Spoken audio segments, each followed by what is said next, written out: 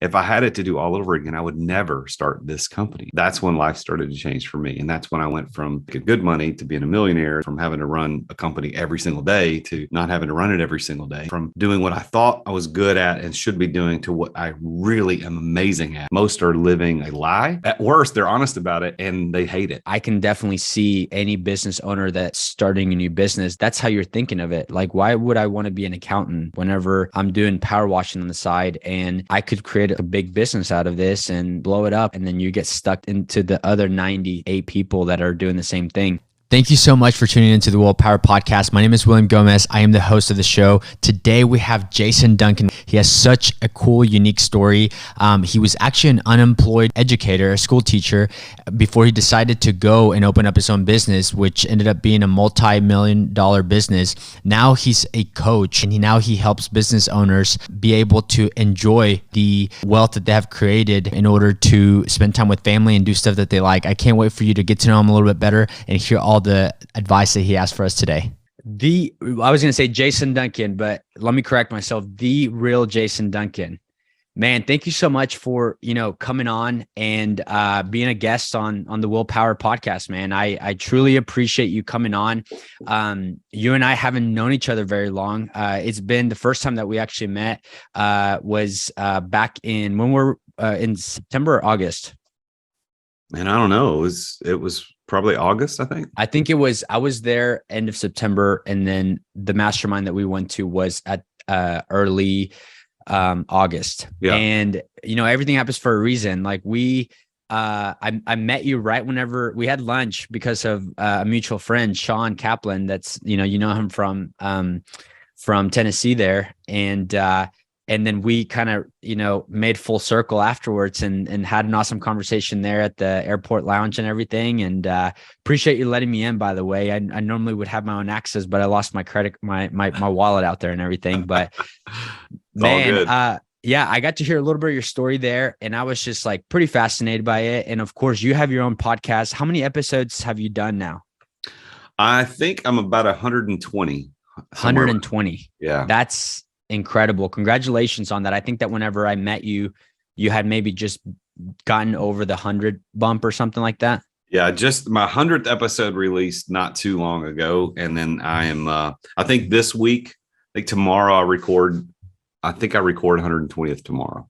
That's awesome. Well, you were one of the people that inspired me to kind of tighten up a little bit this whole thing that kind of came from nothing. I was never like, I aspired to have a podcast, and because of the personal brand that, I've been able to create, kind of drove me to that.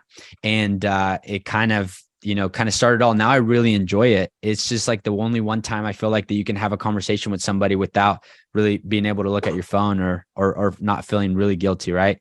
Yeah. So, man, for the people that haven't heard about you, tell us a little bit about yourself.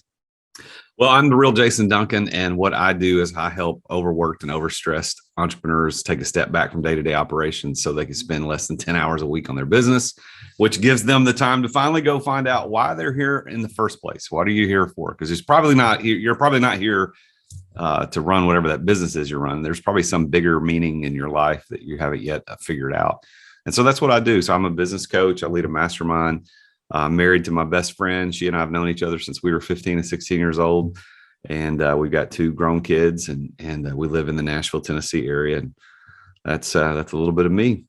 That's awesome, man. And I love Nashville, by the way. I was just there for the second time. I was just there for a couple of days. But my wife was born in Canada, and I was born in Mexico. So we wanted to go travel to every single state, and we're kind of stuck right now. We started it 6 years ago. We've been married now 6.5 years. It's crazy how time flies, but we're at like 44. But now we're to like the really, really boring states. So we're like going back to some of the ones that we really enjoyed. But the reason I share that with you is because out of all the places that we've been, and we, love these places, like for example, we just went back to Boston not long ago, but I would never want to live in Boston. Like, it's just not like, it really makes where I live here in Tulsa, Oklahoma feel more at home. But there's only 2 places that we both agreed, like if we really had to move, like where would we move? And we thought it was Nashville, Tennessee, until this past time that we went, we visited Franklin, Tennessee. And I guess that's like where like the suburbs where most people live there. Yeah. And that's one of our places. And then Scottsdale, Arizona are the two places that I'm like, man, I think I would be happy living here. Nashville's great. I mean, we don't live in the city. I would never live in the city, Yeah. but because I'm not a city guy. But Nashville is a phenomenal city. There's always a lot of things to do. There's live music everywhere. There's shows. The restaurant scene is really, really unbelievable here. So there's a lot to do in the city. We live just north of town, about 25, 30 minutes from the center of downtown, and we like it out here. We can stretch our legs a little bit and not be inundated with all the city stuff, but it's a nice city. I've been here my whole life, so I've watched it grow significantly over the past 5 to 10 years. It's a completely different city than it used to be. Yeah, that's what the Uber that we got from the airport to the hotel, she was like, I'm like, I think your calling was to be a tourist guide because she knew like all this different, she was like, literally like that dealership just sold for so many $1 million. And like, so we got a good tour of like, and especially like a good picture of how much has grown, which is crazy. But yeah, man, love Nashville. And just like you shared of what you do to help entrepreneurs and, business people really enjoy life is kind of something that you shared with me when we were, stuck there waiting at the airport. And it really reminded me of a story that I heard one time that a lot of people are in that don't really realize that they're in. So there was this, business guy from the States that was in a different country, and he was talking to this farmer guy or this guy that he was a fisherman, and he was talking to the fisher guy, and he was telling him, so tell me a little about like your day to day here. And he goes, well, I go in the morning, wake up early in the morning, go and catch fish. So we have dinner, and I go do that for a couple hours and then come back home and we have dinner. So I get to just be with my family and, go lay out by the beach, have fun and everything.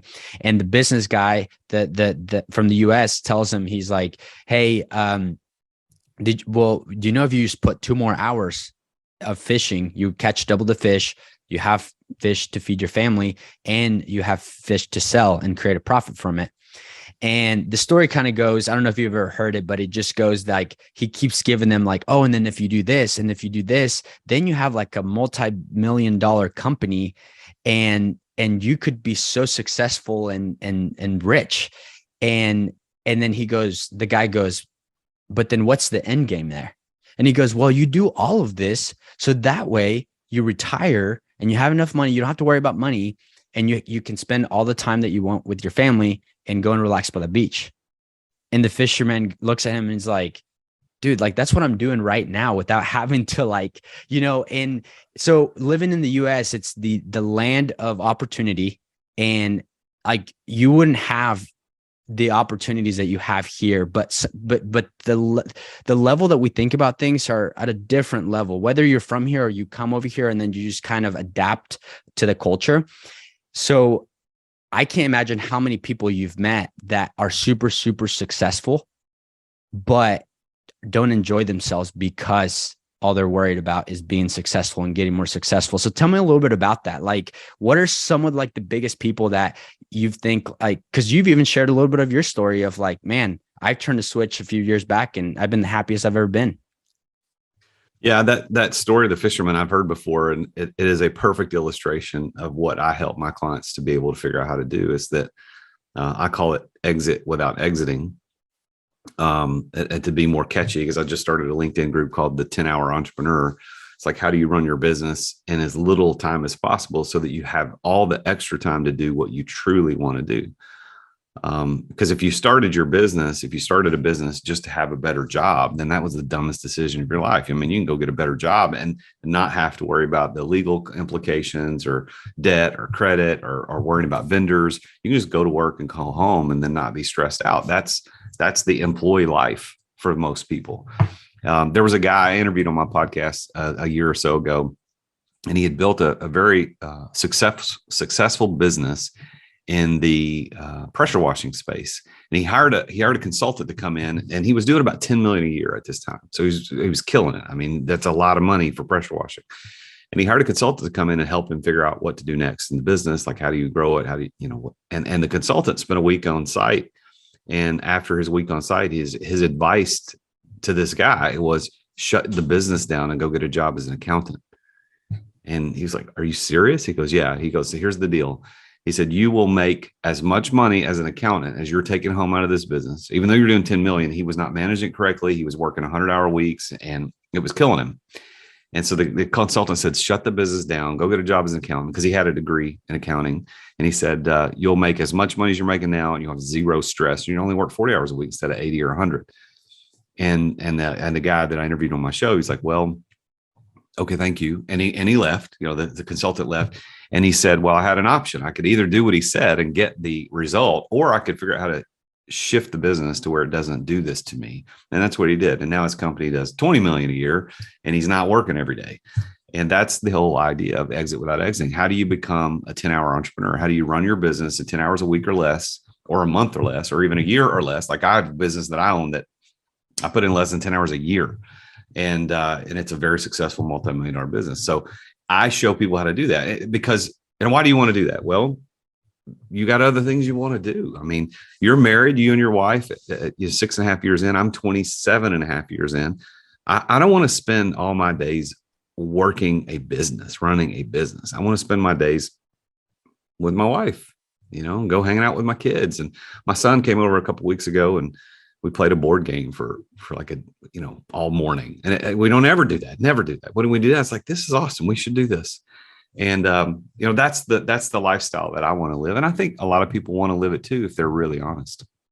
Yeah. And let me ask you this before, you made me think of something, but what do you think truly, I don't know if since this is your side of your business, so you have an actual stat or just a good educated guess, out of 100 entrepreneurs, business owners, how many of those do you think are running their business in a way that they maybe not as extreme as like you can help people truly like work, the 10-hour deal, but that are living the way that they're supposed to as a business owner, rather than being super stressed, not making as much money and working overtime, all this stuff. What do you think out of 100 business owners, how many of them are doing it, let's say, somewhat right?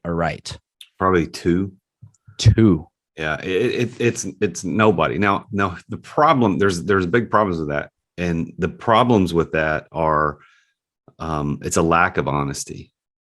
It's a lack of honesty. So what we convince ourselves as entrepreneurs, and I did this for 7 years. I started a company as an unemployed school teacher and I grew a multimillion-dollar company and it was doing great.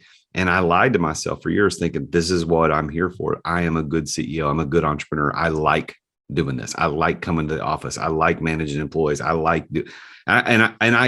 I believed it. But when I hired a business coach who helped me peel back the layers and say, "Okay, Jason, what do you really want to do in life?" And his goal was not my goal. Like, he wasn't trying to coach people to do what I do now. He was just asking great questions. And I said, if I had it to do all over again, I would never start this company. I would not do this. And he said, "Why?" And then I went on to explain why. And as I started to become honest, that's when life started to change for me. And that's when I went from making good money to being a millionaire. That's when I went from having to run a company every single day to not having to run it every single day. And that's when I went from doing what I thought I was good at and should be doing to what I really am amazing at. And it's my superpower and what I will do for the rest of my life. So I think it's honesty. I think people are not honest. They say, "I love my business. I don't want to exit my business." Well, really? Like, if every bill was paid and you didn't have to work, what would you do every day? Well, I'd still come in the office. You're lying. Like, now some people are in the center of their superpower and they're working every day and they love it. Like what I do now as a business coach, I will do this until I die. I will never exit this because this is what I was put on the planet for. God created me to do this thing. So I don't need to exit. It's perfect for me. I love it. It gives me energy. I get paid well. I'm changing the world. Like, that's cool. But I don't think 2 out of 100 could say what I just said. Most are living a lie, or at worst, they're honest about it and they hate it. They just don't like it. Yeah. And it's so crazy because I thought the number was going to be really low, but 2 is a really, really low number there. So And you're completely right. I mean, on my end, just to kind of keep it relevant to what I do as a lender, as a, working with a lot of realtors, a lot of people kind of go into the mindset of, man, I'm about to do this. I'm about to make a lot of money and I'm about to have a lot of time to do whatever I want to do. And then they get stuck working more hours than they were working at the previous job and making a lot less because they don't realize like all the stuff that they have to do. So I can definitely see any business owner that's starting a new business. That's how you're thinking of it. Like, why would I want to be an accountant whenever I'm doing power washing on the side and I could create like a big business out of this and, blow it up and et cetera. And then you get stuck into the other 98 people that are doing the same thing. Let me ask you this. So I truly believe that the people that are telling you that I enjoy coming to the office, I enjoy managing people, I don't think that they believe that they're lying. Correct. Because you're already in this hamster wheel per se for a visual that you can't even sit down and think your own thoughts. So what was it that, I know you said you hired a coach, but what was it that really made you be honest to yourself and come to the conclusion of like, I really don't enjoy this. I'd rather, what was it? Like, did you go to like a retreat, like just get away from it? Like what was it? No, I think that, I think my coach, which is why I believe every person should have a coach. I think they give you better perspective and open you up to new ideas that you wouldn't have had on your own. But I think his name was BJ, and BJ was really good at asking good questions, and he just asked the right questions. And I had this realization, and of course, everybody's story is different. Yeah. I mean, some people are going to be content running a business for 20 years and they don't mind it. And it gives them the lifestyle that they want and they're okay with that. But that falls into the 2 percentile. Most people aren't that way. Most people are doing it because there's a mortgage due, there are bills due, and I have to get up every day. That I'm not interested in trading time for money. I'm not interested in doing that. I'm not an hourly worker and I don't want to act like one. But a lot of entrepreneurs do. But I think in my case, BJ just asked the right questions and it made me really think about what's going on. And through that questioning process, I discovered that, I love my company, and that's true. I loved the people in my company. I've got amazing people who work for me. But I don't love what I do. I don't love lighting, like it's not my thing, but that's what I made money in. Right. So I didn't like that. And I thought, well, could I do something that I really enjoy? And that's when I started kind of peeling back and saying, you know what, there's other things I could probably do. And the reality, man, is I didn't know what I was going to do. When I stepped out of daily operations, I had no plan. Like I had no idea what I was going to do next. And it took me about 4 months of going through a severe identity crisis, like bad. I had hired another coach just to help me through that. Like, who the hell am I? Like, I've been introducing myself as the president and CEO of this company for the last 10 years. What do I say now? Because my identity, whether I wanted it to be that way or not, I had my identity wrapped up in that business. And I think that's another reason why so many people stay trapped, is their identities wrapped up in what they do. So, everybody's story is different. I could tell you too, that I had a business partner for the first 7-8 years of the business who I didn't realize up until he was no longer my partner, how bad that relationship was and how that was holding me back from accomplishing all the things I was really put on earth for, which is another reason I coach people in business partnerships to, go in very cautious if you need it. So anyway, everybody's story is different, but I think honesty is what's really required. Yeah. And just like in a marriage or a friendship, people change too. So that can also, people forget about that in a business relationship, that, things, I could, come up to you and say, hey, I'm about to partner up with this guy and everything looks amazing now. But if work isn't being put by both parties, then it could change as well too. And I'm so happy to hear what you're telling me on, like, whenever you finally said, okay, I'm going to do this, the sounds of it, it sounds like all that it took for you was people asking, that your coach asking you the right questions and you just at that point, not having any other option but to be honest with yourself. Yeah. So, but whenever you finally made that option, that decision, you're like, I have no plan. I don't know what I'm going to do. And that's why so many people don't want to do things that could excel them, is because they're scared and there's fear. And I go back to when I started in the business, and I remember telling my wife, like, hey, there's this opportunity for me to, go and become a loan officer. And, but this is full commission. Like, there's a chance that we might make zero money this year, but it's all right, because I have enough money in savings that we it'll be fine. But that fear in the back of my head is what really propelled that first year that I went in and, doubled what I had made the year before. And going back to the whole Nashville, I guess Nashville is just filled with awesome people, right? I just got done reading for the second time Rory Vaden's book, Take the Stairs. And in that book, in the last chapter, there's a story of a lady that there is a building that's caught on fire, and everybody's running, you can't take the elevator. So everybody's running down the stairs, and this lady just goes into a desk and gets underneath the desk. And they're like, what are you doing? Like, we got to get out of here. And she's like, I'm terrified of going down a flight of stairs and looking down and seeing how high I am. Like, she was scared of heights. And so she chose like pretty much death over like her biggest fear. And a firefighter goes and grabs her, and she's like, I can't do it. I'm scared. And he goes, do it scared. And a coach can be like that firefighter, like you're talking about, to say like, hey, like, I'm sure it wasn't easy for you to be like, all right, I have no plan, but you have your coach being like, dude, you just got to do it, and do it scared. And it's going to take you to places that you just can't even imagine right now. Yeah. So how long did it take you after you didn't have a plan to kind of, start putting things together? Well, I think that it was about a 4-month process for me of going through the identity crisis and not knowing what to do. Now, for me, I had been coaching entrepreneurs casually, not for money, but just that's what I enjoyed doing for the last 5 or 6 years. And so I had a couple of people that I wouldn't call clients, but people that I had been coaching. And so through those 4 months, I was continuing to do that, even though I really didn't know what I was going to do next professionally.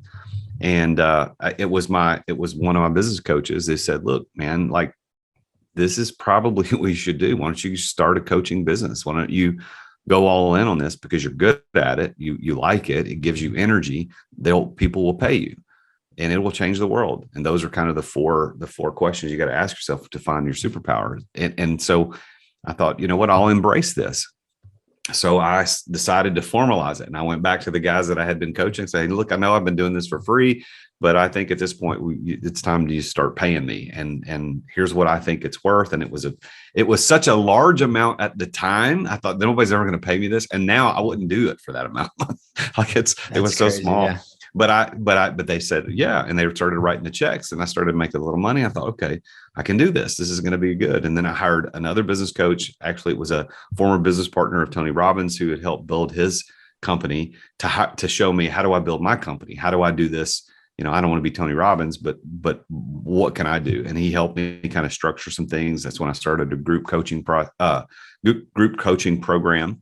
And it started to take off. Now, it's been the hardest business I've ever started. I've started 12 companies, and this is the hardest business to start. It is it's a marketing thing. It's just, I've got great content. I can do some good things for people, and I can change their lives. But if people don't know about it, I can't help them. So figuring out how to do the marketing side of this has been the hardest part. I've spent thousands and thousands, tens of thousands of dollars trying to figure that part out. And I think I may have just figured it out, and I'm working on it right now. So would you say that that's because it takes a very unique person for it to even be a lead for you? Or why do you think it's the hardest business that you've ever started? Well, I think it's just, when you're selling, for instance, when I sold lighting projects at the company I started back in 2010, every building has lights. There's lights in every building on the planet. Well, not on the planet, but every building that we're interested in serving, commercial buildings, there's lights everywhere. So everybody is a potential customer. So you just got to go find the right ones, figure out, do we work with big buildings, little buildings? Do we work with hospitals versus warehouses? We just had to figure that stuff out. And then you just start knocking doors and people are like, yeah, okay, talk to me about saving money on my light bill. Oh, gotcha. I thought you were talking about your business, your coaching business. You're talking about a different business. Yeah, that's the business. So when I started that business in 2010, gotcha. That's easy to figure out, right? You figure out, everybody's your gotcha. Customer. When I started coaching business, as much as I'd like to think every entrepreneur is a potential client, they're not, because going back to that, even though there's 2 out of 100 that are living what I call the exit lifestyle, those 98 are all liars. And they don't, not all, but going back to our earlier conversation, they're lying to themselves. Yeah. So they don't even understand that there's something I can do to help them. So now I've got maybe a very small sliver, less than 10% of what's left over, who will listen to somebody like me going, raising my hand and say, hey, what if I showed you how to exit your business without exiting? What if I showed you how to do that? And those people are like, tell me more. And those people write big checks. And I've started a mastermind and it's an expensive mastermind, but the value is millions of dollars. So the payment that they give me pales in comparison to the return that they get. So it's working, but trying to find that small sliver of people who are open to the concept. Now, if I was famous like Grant Cardone or Tony Robbins or any of those guys, all I got to do is say, hey, this is what I do. And I've got tens of millions of people who are already listening. And now I just have to tap into it. Well, I don't have that. I'm the real Jason Duncan, and I'm the most famous Jason Duncan in the world, but nobody knows who I am. Yeah. Right. So I got to grow that influence. Yeah. And to make matters worse, my Instagram account, I have 50,000 followers and it's been shadow banned. They're not pushing my content out. And so I'm working with the content coach who, Neil, and he said, I think you got to start over, man. I'm like, you got to be kidding me. He goes, yeah, I think that's the only way to get past this. So just today, I have been working through that process of going through and setting up a new account and getting everybody to move over. Oh my gosh. I did not know that. I had actually, believe it or not, because when we first met, we started following each other and I was commenting on your stuff. I haven't seen your stuff since like the last time I commented on something. Yeah. And you're doing a great job. You're saying like, I'm just like, I'm the most famous Jason Duncan I can be. And I mean, you're doing a great job. You grew up that account to 50,000. And also, I mean, what was more impressive than that, you did a podcast with Brad Leah, and how many views did that get? I had last time I checked, 26 million. 26 million. That's insane. Yeah. I picked up 3,000 or 4,000 followers. So how painful was it? How painful was it? So I recently, I think I'm knocking at the door at 40 right now. And this all happened like I think whenever we started following each other, I think I had maybe 3,000 or something. So I can't imagine like all the work that you put in to build this thing, and especially you have this one that's over 26 million. Like how painful is that? Well, I don't know yet. I mean, I don't know how painful it's going to be. I just know that setting up my account, I had to set up a new account with a different name to look like my old account, but it's a different name. It's not the real Jason Duncan. It's just real Jason Duncan. And then I had to go to my old account and just change the profile pic and the description to say, hey, this account is not active anymore. Please go follow this new one. And so I literally just did that within the hour before getting on this show. Wow. I had no idea. Yeah. So, and I sent you a message because I see your stuff, but the fact that you're not seeing mine, no, dude, I promise you, they're shadow banning me or something. I don't know if you remember. Yeah, I don't know if you remember. I've commented on a few of your posts, and like it seemed like every single time I would see a post, I would comment on it. And it's been months like since I've seen any of your stuff. That's crazy. Yeah, so I'm at a full 33 followers on my new account as of right now. There you go. In the past well, 30 it'll be 34 right after this one. Now that you told me this, man. So, question: you go out there scared. Takes you 4 months to figure this whole thing out. How long and when in the process, and why did you create a podcast? Because I get asked that all the time. And then I'm like, I want to ask you, because I didn't ask you that, I don't think, last time when we were at the airport. Yeah. Well, a podcast is something I've wanted to do for a long time. Oh, so you did. You had that. I've wanted to do it for a long time. And I thought, I should do it. And this microphone that I'm talking to you right now, it's a little Blue Yeti. And my wife bought me for Christmas in 2019, I think, because she knew that I had been saying I wanted to do it. And I didn't do it. And of course, I didn't know what my podcast would be about. I just wanted to do one. And she bought the microphone for me for Christmas. And she said, all right, now you don't have an excuse. Go do it. And I thought, okay, I'm 2020, I'm going to do it. Well, 2020, the world blows up. And 2020 also was the year that I stepped away from daily operations in my company. So I was trying to figure out, what am I going to do? I hired that business coach about, I think it was in April of 2020. I hired that business coach who former partner with Tony Robbins, and his name is Mitch. And Mitch said, "All right, have you ever thought about starting a podcast?" I'm like, yeah. He goes, "All right, we need to get your equipment and get you set up." Got it. I got the microphone. My wife bought it for me back in Christmas last year. And so he was the one that finally encouraged me to do it. But here's the thing. That was in April. I made the decision in April of 2020. Yes, but I didn't record my first episode until Christmas week of 2020. It was December 23rd, 2020. I recorded my first 3 episodes live and in person at the Standard Club in Nashville.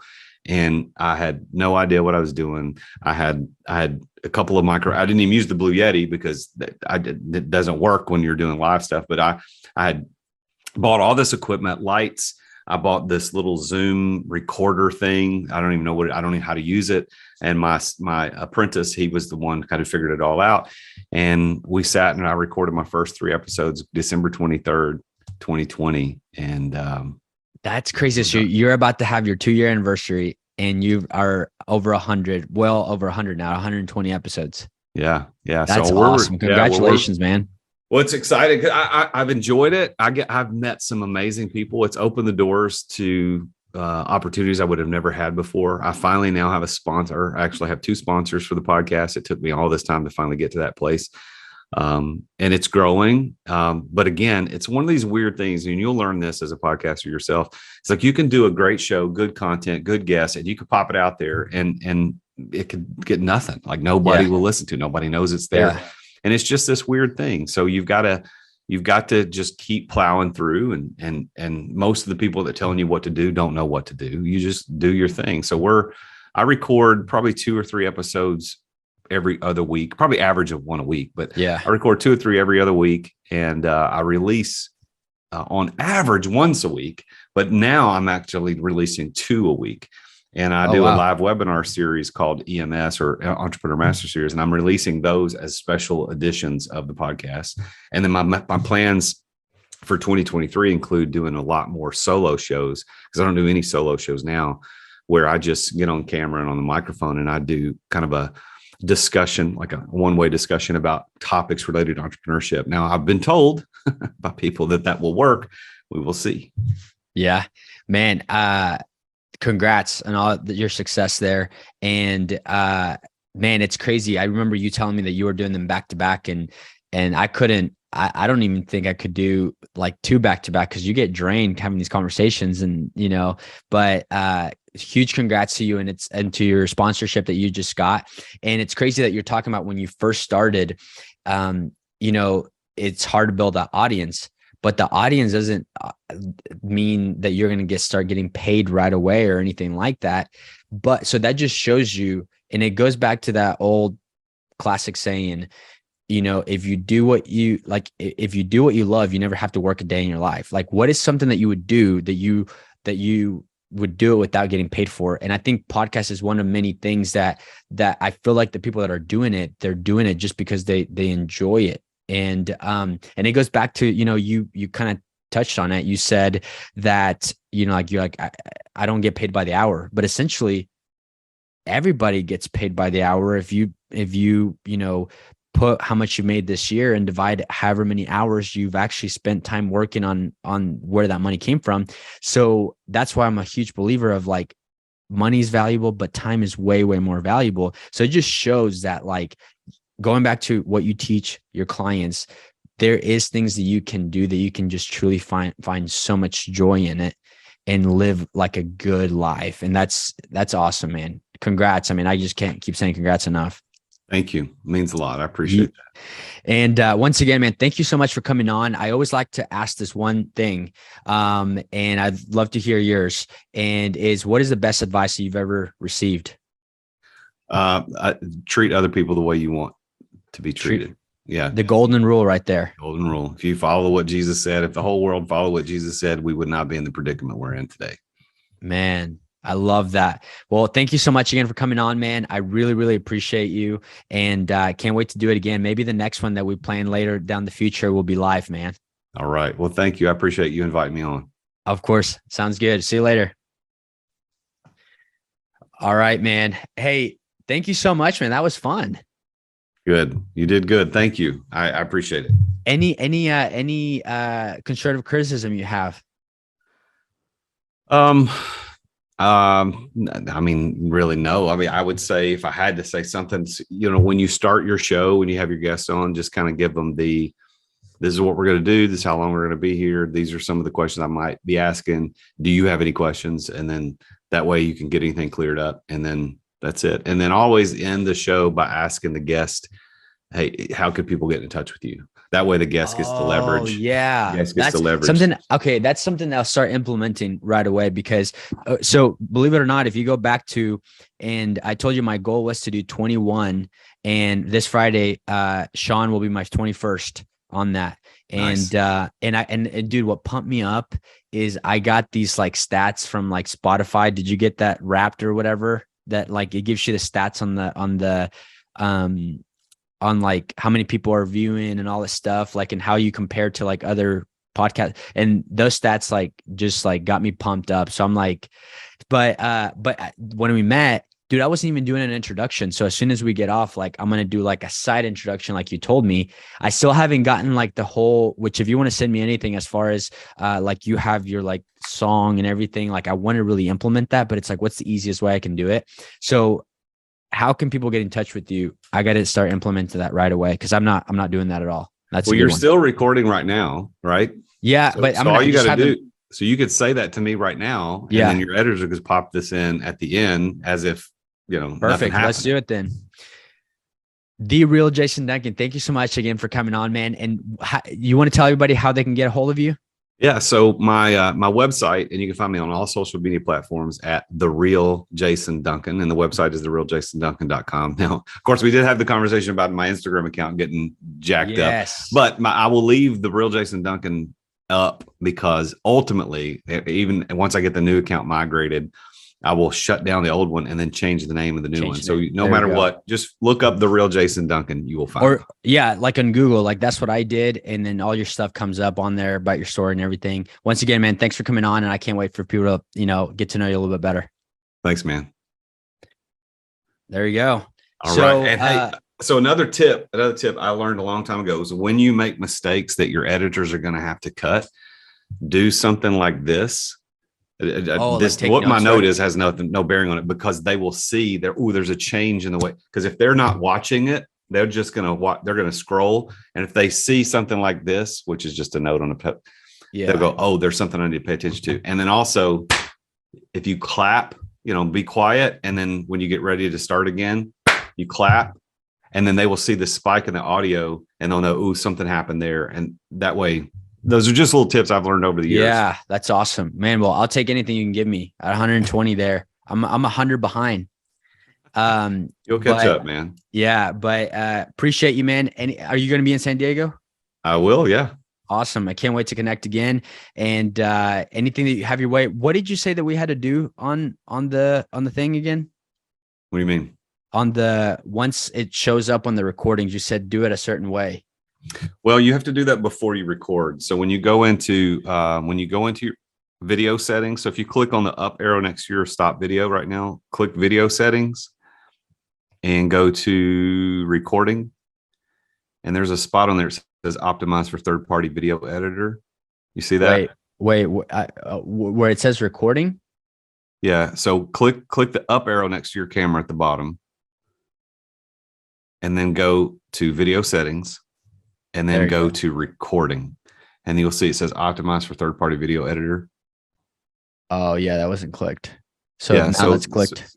So from now on, it'll do that, and then you can even tell it where you want to store the recordings and all that kind of stuff. But that's what you need. Perfect. Appreciate it. I have another one with Barry Habib, right?